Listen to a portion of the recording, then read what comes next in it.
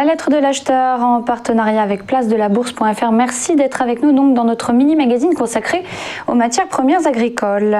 Toutes les infos évidemment que je vais développer sont à retrouver sur le site tous les jours et bien plus encore. On commence avec la truffe blanche d'Italie qui peut désormais être cultivée en plantation.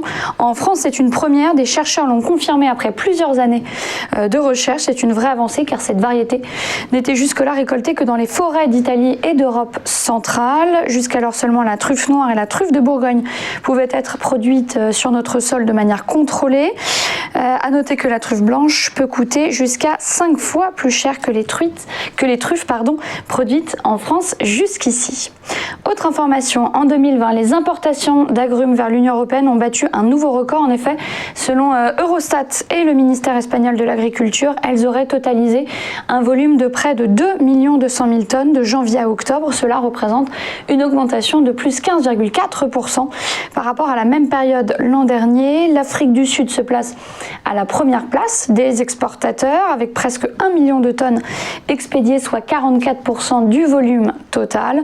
Le pays affiche une augmentation de ses envois de 24,8% par rapport à la saison précédente. À la deuxième place, on retrouve l'Égypte avec une augmentation de 16% et la Turquie suit avec une hausse de 49,5% par rapport à 2018-2019. Et puis enfin un mot sur Tereos qui a annoncé qu'il présenterait ses nouvelles priorités stratégiques et opérationnelles à moyen terme, donc avant l'été. Le groupe s'est donné comme priorité de rétablir les conditions afin de valoriser au mieux les productions de ses adhérents et de renforcer la confiance et la transparence auprès de ses parties prenantes.